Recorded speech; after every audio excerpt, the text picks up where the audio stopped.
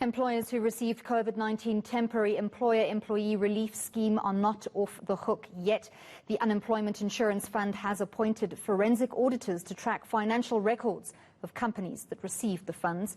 We know some employers have already been arrested for fraudulent claims. For more on this, we're joined now by UIF Spokesperson Makhosonke Buthelezi. Thank you very much, sir, for your time. Why did so many irregular payments slip through the cracks, and what are the prospects of recovering those funds? Thank you for this opportunity. They may have slipped through the cracks simply because our system wasn't linked with other databases such as the Home Affairs, such as SASSA, such as such as Home Affairs and SASSA. But I think most importantly is that with this system, what we have done is, even if you are not a contributor to the UIF, we had said we cannot punish the employees simply because the employer was not contributing to the fund.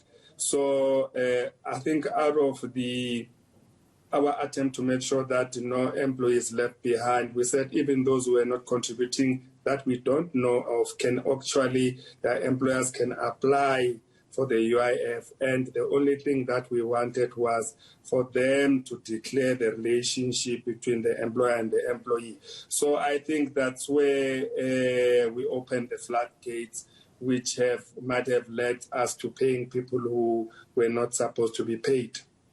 When and how will these audits take place? So the audits are going to take place from the 1st of December. Tomorrow we will be briefing all these companies in terms of the approach and the allocation of provinces and the number of employees. This is employers. So this is going to be a 6-month project.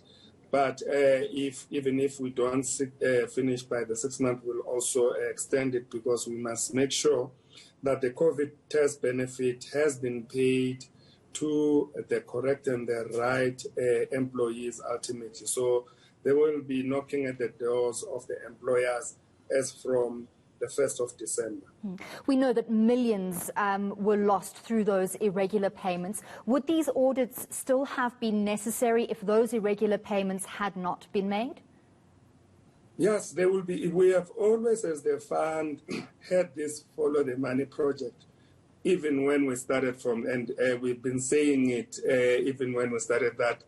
We will have to follow the monies that we are paying. So even if there were no reports of monies being paid to ending up in wrongful hands, we would have done this exercise anyway, because employers who apply for the COVID test benefit are required, and they've been made aware in terms of the agreements that they sign, that ultimately UIF will follow the money to make sure that the monies that we pay, they end up on the right hands. Given the scope of the pandemic and the impact it's had on so many South African workers, what kind of punishment could employers and companies face if they had received UIF TERS funds and not dispersed those to their employees? So, look, ultimately we will take them to court, and they may get fines. And if not fines, they may be looking at getting a jail term, which obviously will depend on the nature and the severity of the offence. And how about the workers, the employees who did not get access to those funds? How will the UIF be making provision for them?